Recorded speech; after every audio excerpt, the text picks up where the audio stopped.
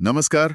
आज हम भारतीय शासन व्यवस्था के एक बहुत ही जरूरी हिस्से पर बात करने वाले हैं, राज्य विधानमंडल। जी, यही वो जगह है जहाँ राज्यों के कानून बनते हैं, नीतियाँ तय होती हैं और हाँ, सिविल सेवा परीक्षाओं के लिहाज से तो ये टॉपिक बहुत ही महत्वपूर्ण है। बिल्कुल। देखिए, संविधान का जो भाग 6 है, उसमें अनुच्छेद 168 से 212 तक इसी के बारे में है। राज्य विधानमंडल का गठन कैसे होगा, संरचना, कार्यकाल, प्रक्रियाएं, शक्तियां, सब कुछ। अच्छा। वैसे तो ये काफी हद तक संसद जैसा ही है, पर कुछ अहम फर्क भी हैं जिन्हें समझना जरूरी है। हाँ। और पहला फर्क शायद यही कि हर राज्य में विधानमंडल एक जैसा नहीं है। कहीं एक सदन है, कहीं दो। सही पकड़ा आपने। ज्यादातर राज्यों में तो एक ही सदन है, राज्यपाल और विधानसभा। इसे कहते हैं एक सदनीय व्यवस्था। अच्छा। लेकिन फिलहाल 6 राज्य ऐसे हैं, आंध्र प्रदेश, तेलंगाना, उत्तर प्रदेश, बिहार, महाराष्ट्र और कर्नाटक, जहां 2 सदन हैं। 2 सदन यानी राज्यपाल के साथ विधान परिषद भी है, जो उच्च सदन कहलाता है, और विधानसभा तो है ही, जो निम्न सदन है। इसे द्विसदनीय व्यवस्था कहते हैं। पहले जम्मू कश्मीर में भी थी विधान परिषद, पर अब वो समाप्त हो गई है। ठीक है। तो चलिए इसी संरचना और इसके कामकाज को थोड़ा और विस्तार से समझते हैं। शुरुआत करते हैं विधान परिषद से। ये बनती कैसे है और खत्म कैसे होती है? क्या राज्य खुद तय कर सकता है? पूरी तरह नहीं। देखिए, प्रक्रिया थोड़ी अलग है। अगर किसी राज्य की विधानसभा, मतलब लेजिस्लेटिव असेंबली, चाहती है कि उनके यहाँ विधान परिषद बने या खत्म हो जाए, हाँ। तो उन्हें एक संकल्प यानी रेजोल्यूशन पास करना होता है, और वो भी साधारण बहुमत से नहीं, बल्कि विशेष बहुमत से। विशेष बहुमत? इसका मतलब है कि सदन की जो कुल सदस्य संख्या है, उसका बहुमत होना चाहिए, और साथ ही जितने सदस्य उपस्थित हैं और वोट कर रहे हैं, उनका कम से कम 2/3 बहुमत चाहिए। अच्छा, यानी राज्य की तरफ से काफी मजबूत इच्छा दिखनी चाहिए। लेकिन क्या राज्य के संकल्प पास करने से ही काम हो जाता है? नहीं, ये सिर्फ पहला कदम है। अंतिम फैसला संसद का होता है। राज्य विधानसभा के इस विशेष बहुमत वाले संकल्प के आधार पर संसद एक कानून बनाती है। और संसद ये कानून कैसे बनाती है? क्या इसके लिए भी विशेष बहुमत चाहिए? नहीं, यहीं पर एक दिलचस्प बात है। संसद ये काम साधारण बहुमत से ही करती है, जैसे कोई आम कानून बनाती है, और इसे संविधान का संशोधन भी नहीं माना जाता, अनुच्छेद 368 के तहत। ये तो वाकई काफी अलग व्यवस्था है। राज्य को सिफारिश के लिए विशेष बहुमत चाहिए, पर संसद फैसला साधारण बहुमत से ले सकती है।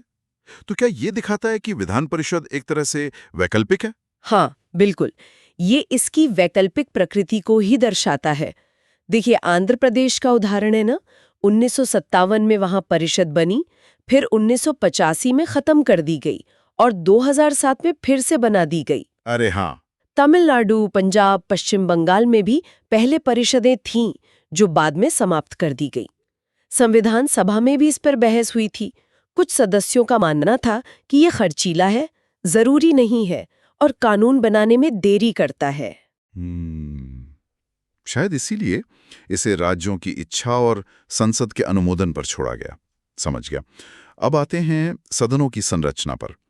पहले विधानसभा की बात करते हैं, जो ज्यादातर राज्यों में इकलौता सदन है। जी, विधानसभा यानी लेजिस्लेटिव असेंबली, ये राज्यों का लोकप्रिय सदन है। इसके सदस्य सीधे जनता चुनती है। जनता चुनती मतलब यूनिवर्सल अडल्ट सफरेज के आधार पर? हाँ, बिल्कुल। सार्वभौमिक वयस्क मताधिकार के आधार पर हर वो नागरिक जो 18 साल या उससे ज्यादा का है और अयोग्य नहीं है, वो वोट दे सकता है। और इसमें सदस्य कितने होते हैं? कोई संख्या तय है? संविधान ने एक सीमा तय की है, ज्यादा से ज्यादा 500 सदस्य और कम से कम 60। ये संख्या राज्य की जनसंख्या पर निर्भर करती है। लेकिन कुछ छोटे राज्यों में तो 60 से भी कम सदस्य हैं शायद। हाँ, बिल्कुल। कुछ राज्यों को छूट मिली है, जैसे अरुणाचल, सिक्किम, गोवा, इनमें न्यूनतम 30 सदस्य हैं। मिजोरम में 40, नागालैंड में 46। और हाँ, सिक्किम और नागालैंड में कुछ सदस्य अप्रत्यक्ष रूप से भी चुने जाते हैं। पहले एंग्लो इंडियन सदस्य के मनोनयन का भी प्रावधान था। हाँ, राज्यपाल एक सदस्य मनोनीत कर सकते थे अगर उन्हें लगता कि समुदाय का पर्याप्त प्रतिनिधित्व नहीं है, लेकिन वो प्रावधान अब 2020 के बाद प्रभावी नहीं रहा। ठीक है। चुनाव के लिए राज्य को निर्वाचन क्षेत्रों में बांटा जाता होगा? जी, पूरे राज्य को क्षेत्रीय निर्वाचन क्षेत्रों में बांटा जाता है। कोशिश ये रहती है कि हर निर्वाचन क्षेत्र की जनसंख्या और उसको मिली सीटों का जो अनुपात है, वो पूरे राज्य में लगभग एक जैसा रहे। इसके लिए पिछली जनगणना के आंकड़े देखे जाते हैं। और हर जनगणना के बाद ये सीटें और क्षेत्र बदलते हैं, परिसीमन होता है? सिद्धांत रूप से तो होना चाहिए। हर जनगणना के बाद सीटों की कुल संख्या और निर्वाचन क्षेत्रों का पुनर्निर्धारण होना चाहिए।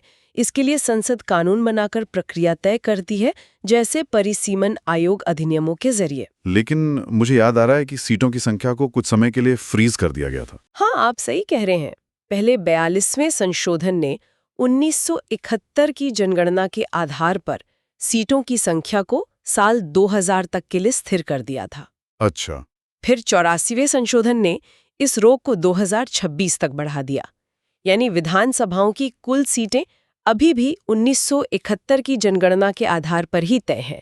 हाँ, निर्वाचन क्षेत्रों का पुनर्निर्धारण 2001 की जनगणना के आधार पर हो सकता है। और अनुसूचित जातियों और जनजातियों के लिए आरक्षण का प्रावधान भी है? हाँ, बिल्कुल। संविधान में एससी और एसटी समुदायों के लिए उनकी जनसंख्या के अनुपात में सीटों के आरक्षण का प्रावधान है। ये आरक्षण भी समय समय पर आगे बढ़ाया जाता रहा है। समझ गया। ये तो हुई विधानसभा की बात। अब आते हैं विधान परिषद पर, जिसका चुनाव अप्रत्यक्ष होता है और संरचना थोड़ी जटिल लगती है। इसमें कितने सदस्य होते हैं?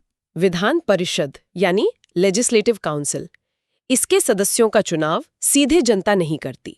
जहां तक सदस्य संख्या की बात है, तो इसकी अधिकतम संख्या उस राज्य के विधानसभा की कुल सदस्य संख्या की 1/3 यानी 1/3 से ज्यादा नहीं हो सकती। 1/3 से ज्यादा नहीं। और न्यूनतम संख्या 40 तय की गई है।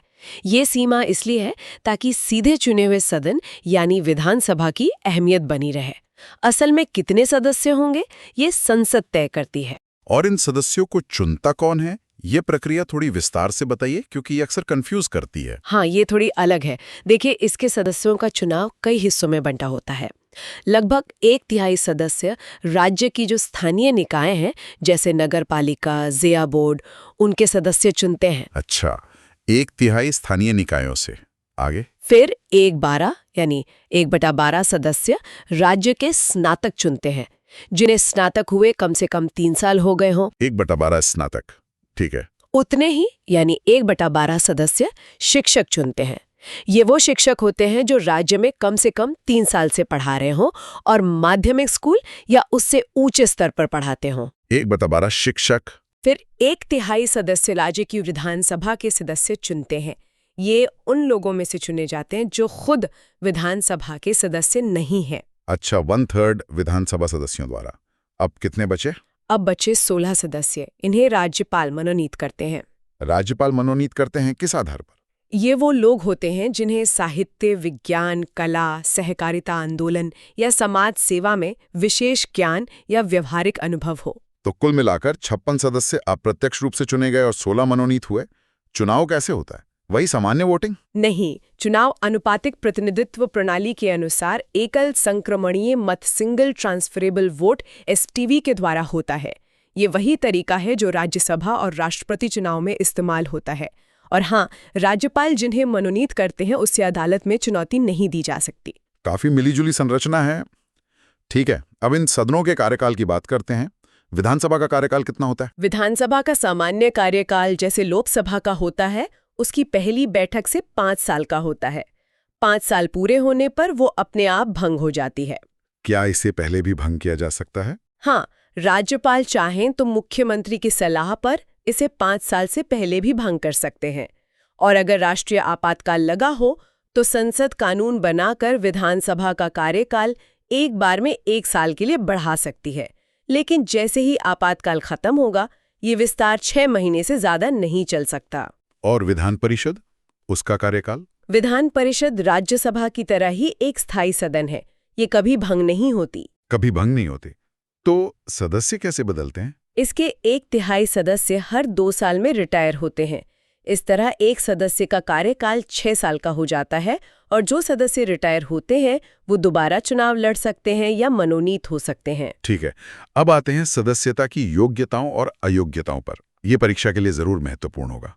सदस्य बनने के लिए क्या जरूरी है? देखिए, सबसे पहली बात तो भारत का नागरिक होना चाहिए। फिर संविधान के प्रति निष्ठा की शपथ लेनी होती है आयु की बात करें तो विधानसभा के लिए कम से कम 25 साल और विधान परिषद के लिए कम से कम 30 साल होनी चाहिए। और इसके अलावा संसद ने भी कुछ योग्यताएं तय की हैं जो जन प्रतिनिधित्व अधिनियम 1951 मतलब आरपीए 1951 में दी गई हैं। आरपीए 1991 में क्या खास योग्यताएं हैं? मुख्य बात यह है कि चुनाव लड़ने वाले व्यक्ति का नाम उस राज्य की किसी विधानसभा सीट की मतदाता सूची में होना चाहिए और अगर राज्यपाल द्वारा मनोनीत होना है तो उस राज्य का निवासी होना चाहिए। आरक्षित सीट से लड़ने के लिए उस एससी या एसटी समुदाय का सदस्य होना जरूरी है जिससे वो सीट आरक्षित है। ये तो हुई योग्यता है। अब अयोग्यता है। किन आधारों पर कोई सदस्य नहीं बन सकता या सदस्यता खो सकता है? संविधान क्या कहता है? संविधान कुछ आधार बताता है, जैसे अगर कोई व्यक्ति केंद्र या राज्य सरकार के अधीन कोई लाभ का पद यानी ऑफिस ऑफ प्रॉफिट धारण करता है। लाभ का पद, इसमें मंत्री वगैरह शामिल हैं? और अदालत ने ऐसा घोषित किया है या वो दिवालिया हो गया है, अच्छा। या फिर वो भारत का नागरिक नहीं रहा या उसने किसी दूसरे देश की नागरिकता ले ली है या किसी विदेशी ताकत के प्रति निष्ठा रखता है, और आखिर में अगर वो संसद द्वारा बनाए गए किसी कानून के तहत अयोग्य हो। और संसद ने आरपीए 1951 में भी कई अयोग्यताएं बताई होंगी, वो कौन सी हैं संक्षेप में? हाँ, आरपीए 1951 में काफी लंबी लिस्ट है, पर मुख्य बातें हैं। अगर किसी को कुछ गंभीर चुनावी अपराधों या भ्रष्ट आचरण का दोषी पाया गया हो या किसी अपराध में 2 साल या उससे ज्यादा की सजा हुई हो। 2 साल की सजा, ओके। हाँ। या फिर अगर उसने चुनाव खर्च का हिसाब समय पर ना दिया हो या उसका सरकारी ठेकों वगैरह में कोई हित हो या वो किसी ऐसे सरकारी निगम में डायरेक्टर या मैनेजर हो जिसमें सरकार की हिस्सेदारी 25% से ज्यादा है और उसे लाभप्रद पद माना गया हो। और भी हैं, जैसे भ्रष्टाचार या देश के प्रति निष्ठाहीनता के लिए सरकारी नौकरी से बर्खास्त किया गया हो या छुआछूत, दहेज, सती जैसे सामाजिक अपराधों या विभिन्न समूहों में दुश्मनी फैलाने जैसे मामलों में दोषी ठहराया गया हो। काफी सारे आधार हैं। अब सवाल यह है कि अगर कोई सदस्य अयोग्य हो जाता है तो इसका फैसला कौन करता है? इसमें थोड़ा फर्क है। अगर मामला संविधान या आरपीए 1951 में बताई गई सामान्य अयोग्यताओं का है तो फैसला राज्यपाल करते हैं, लेकिन उन्हें चुनाव आयोग की राय लेनी पड़ती है और उसी के हिसाब से फैसला करना होता है। और अगर मामला दल बदल का हो? हाँ, अगर 10वीं अनुसूची यानी दल बदल कानून के तहत अयोग्यता का सवाल है तो फैसला सदन के पीठासीन अधिकारी करते हैं। विधानसभा में अध्यक्ष, स्पीकर और विधान परिषद में सभापति, चेयरमैन। क्या इस फैसले को कोर्ट में चुनौती दी जा सकती है? हाँ, पीठासीन अधिकारी के इस फैसले की न्यायिक समीक्षा हो सकती है। सुप्रीम कोर्ट ने ये व्यवस्था दी है। ठीक है। सदस्य बनने के बाद शपथ लेना भी जरूरी है। अपने कर्तव्यों का पालन करने की शपथ। अगर कोई बिना शपथ लिए बैठ जाए या वोट दे दे तो उस पर जुर्माना लग सकता है, हर दिन के हिसाब से। अच्छा, चलिए अब पीठासीन अधिकारियों पर आते हैं। विधानसभा में स्पीकर की भूमिका बहुत अहम होती है। उनका चुनाव कैसे होता है और उनकी शक्तियां क्या हैं? विधानसभा के सदस्य अपने में से ही एक अध्यक्ष यानी स्पीकर और एक उपाध्यक्ष यानी डेप्यूटी स्पीकर चुनते हैं।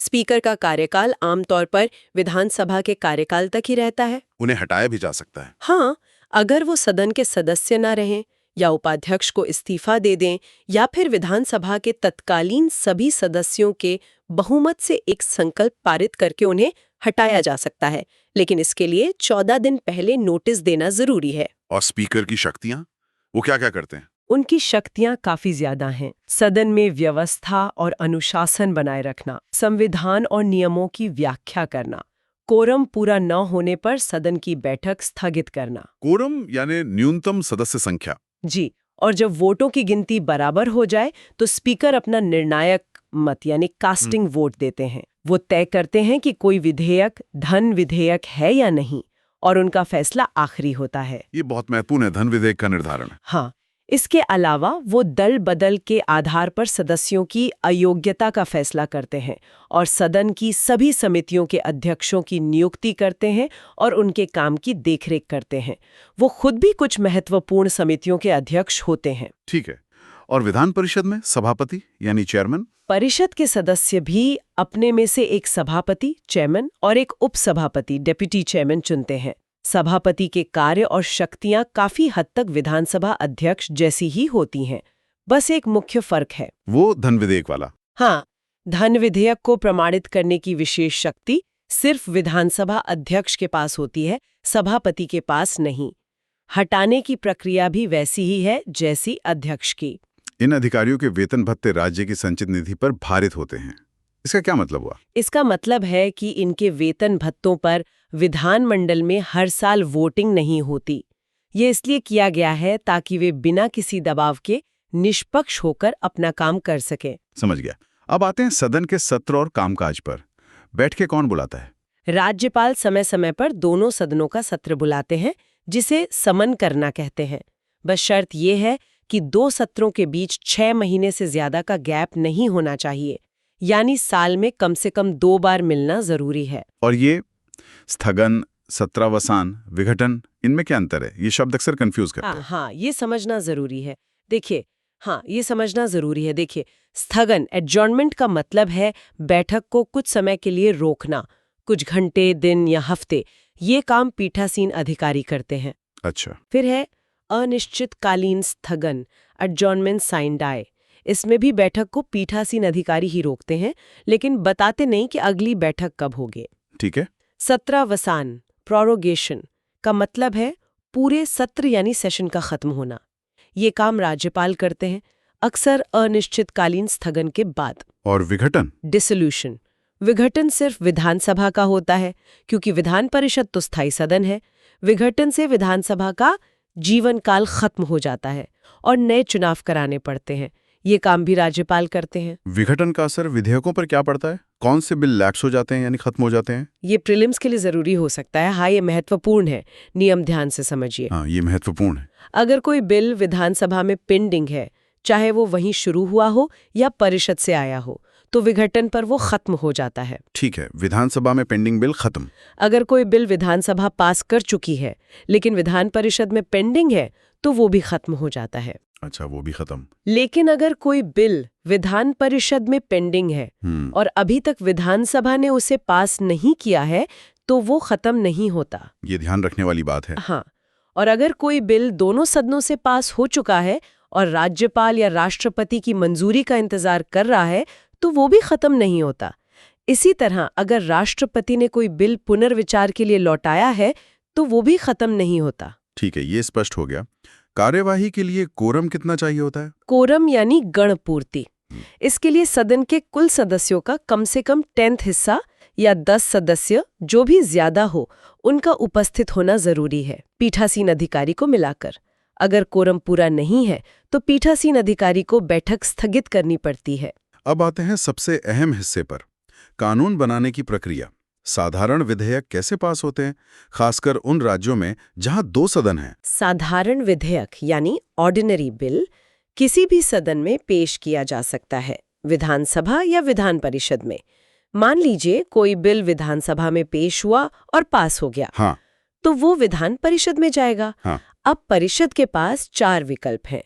या तो वो बिल को वैसे ही पास कर दे, या कुछ संशोधनों के साथ पास करे, या उसे पूरी तरह अस्वीकार कर दे, या फिर उस पर 3 महीने तक कोई कार्रवाई न करे। 3 महीने तक? और अगर असहमति हो जाए, मान लीजिए परिषद ने अस्वीकार कर दिया या ऐसे संशोधन किए जो विधानसभा को मंजूर नहीं, क्या संसद की तरह जॉइंट सिटिंग होती है? नहीं, राज्यों में संयुक्त बैठक यानी जॉइंट सिटिंग का कोई प्रावधान नहीं है। यहीं पर विधानसभा की असली ताकत दिखती है।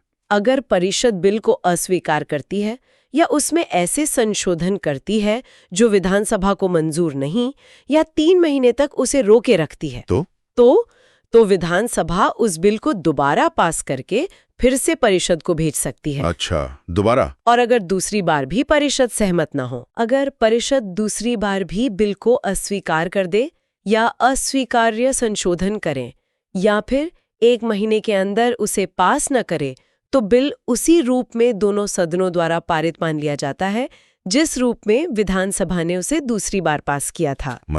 मतलब ये कि विधान परिषद किसी साधारण बिल को ज्यादा से ज्यादा 4 महीने, पहली बार में 3 महीने प्लस दूसरी बार में 1 महीना तक ही रोक सकती है। आखिरी फैसला विधानसभा का ही चलता है। तो विधान परिषद की भूमिका यहाँ सिर्फ देरी करने वाली रह गई, और अगर बिल परिषद में शुरू हुआ हो और विधानसभा उसे रिजेक्ट कर दे तो बिल वहीं खत्म हो जाता है। विधानसभा की असहमति मतलब बिल समाप्त। ठीक है। जब बिल दोनों सदनों से पास हो गया या मान लिया गया तो वो राज्यपाल के पास जाता है। उनके पास क्या विकल्प होते हैं? राज्यपाल के पास 4 विकल्प होते हैं। राज्यपाल के पास 4 विकल्प होते हैं। 1, वो बिल पर अपनी सहमति दे दें और वो कानून बन जाए। राज्यपाल के पास 4 विकल्प होते हैं। 2, वो सहमति रोक लें तो बिल खत्म हो जाएगा। हाँ। राज्यपाल के पास 4 विकल्प होते हैं। 3, वो बिल को, अगर वो धन विधेयक नहीं है, पुनर्विचार के लिए सदन को वापस भेज सकते हैं। पुनर्विचार के लिए, अगर सदन फिर से पास कर दे तो? हाँ, अगर सदन उसे दोबारा संशोधन के साथ या बिना संशोधन के पास करके भेजता है तो राज्यपाल को सहमति देनी ही होगी। इसे निलंबनकारी वीटो, सस्पेंसिव वीटो कहते हैं। और चौथा विकल्प? चौथा विकल्प के विरुद्ध हो या देश हित के खिलाफ हो या हाईकोर्ट की शक्तियों को खतरे में डालता हो। और जब बिल राष्ट्रपति के पास जाता है तब उनके पास क्या विकल्प होते हैं? राष्ट्रपति के पास 3 विकल्प होते हैं। वो बिल पर सहमति दे सकते हैं, सहमति रोक सकते हैं, या अगर वो धन विधेयक नहीं है, राज्यपाल को निर्देश दे सकते हैं कि बिल राज्य विधानमंडल को पुनर्विचार के लिए लौटा दें।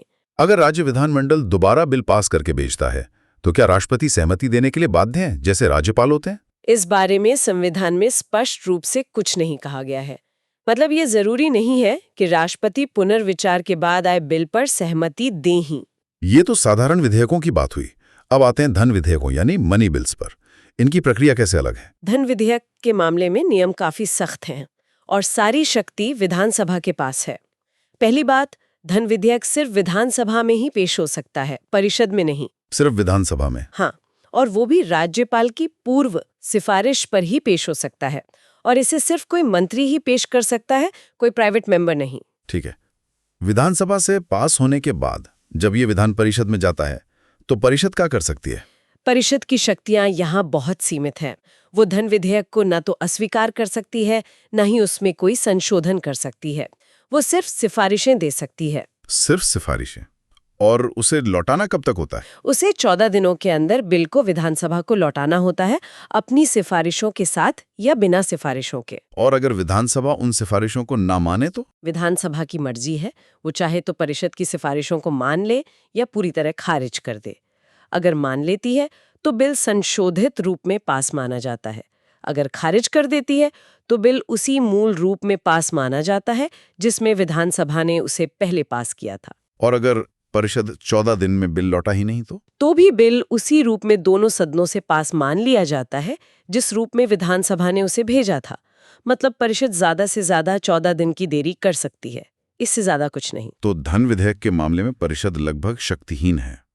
इस पर राज्यपाल के पास क्या विकल्प है? राज्यपाल धन विधेयक पर सहमति दे सकते हैं या सहमति रोक सकते हैं, या उसे राष्ट्रपति के विचार के लिए आरक्षित कर सकते हैं, लेकिन वो इसे पुनर्विचार के लिए वापस नहीं भेज सकते। पुनर्विचार के लिए नहीं? क्यों? क्योंकि ये उनकी ही सिफारिश पर पेश किया गया था।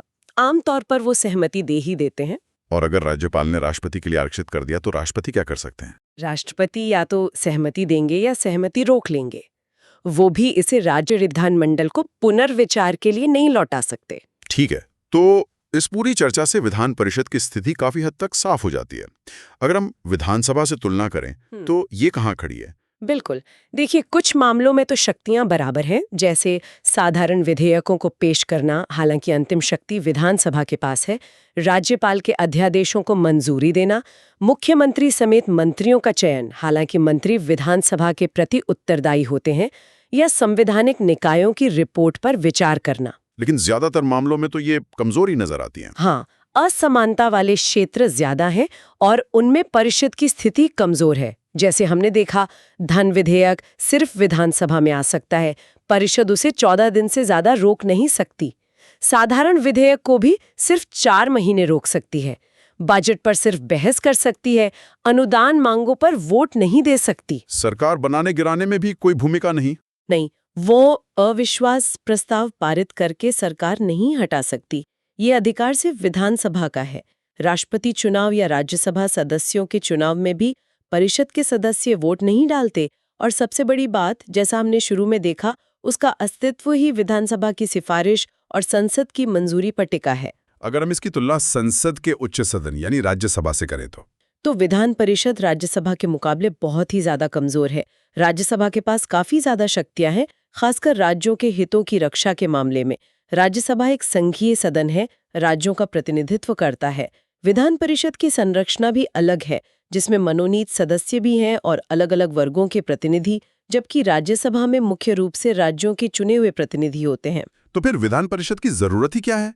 कई बार इसे सफेद हाथी या महंगा शौक भी कहा जाता है। हाँ, ये आलोचनाएं होती हैं। कहा जाता है कि ये विधायी काम में देरी करती है, इस पर खर्चा होता है और कई बार ये हारे हुए नेताओं को जगह देने का जरिया बन जाती है। लेकिन क्या इसके पक्ष में भी कोई तर्क है? हाँ, इसके समर्थक कहते हैं कि ये विधानसभा द्वारा जल्दबाजी में या ठीक से विचार किए बिना पास किए गए कानूनों पर एक नज़र रखती है, उनमें सुधार का अवसर देती है। और ये उन अनुभवी लोगों, विशेषज्ञों, कलाकारों, साहित्यकारों को विधायिका में लाने का एक मंच है, जो शायद सीधे चुनाव लड़ना पसंद ना करें या जीत ना पाएं। यानी एक पुनरीक्षण और विशेषज्ञता लाने वाली भूमिका। ठीक है। अंत में सदस्यों और सदनों के विशेषाधिकारों पर एक नजर डालते हैं। ये प्रिविलेज क्या होते हैं? विशेषाधिकार मतलब कुछ खास अधिकार, छूट और उन्मुक्तियां जो विधानमंडल के सदनों को, उनकी समितियों को और उनके सदस्यों को मिलती हैं। इनका मकसद क्या है? मकसद ये है कि सदन और सदस्य अपना काम स्वतंत्रता से, बिना किसी डर या भारी हस्तक्षेप के प्रभावी ढंग से कर सकें। ये विशेषाधिकार मंत्रियों और राज्य के महाधिवक्ता को भी मिलते हैं, लेकिन राज्यपाल को नहीं। ये कितने तरह के होते हैं? ये 2 तरह के होते हैं। सामूहिक विशेषाधिकार जो पूरे सदन को मिलते हैं और व्यक्तिगत विशेषाधिकार जो हर सदस्य को मिलते हैं। कुछ मुख्य सामूहिक विशेषाधिकार बता सकती हैं? हाँ, जैसे सदन को अपनी रिपोर्ट बहसें प्रकाशित करने या दूसरों को प्रकाशित करने से रोकने का अधिकार है। वो गुप्त बैठक कर सकता है, अपनी कार्यवाही चलाने के नियम खुद बना सकता है।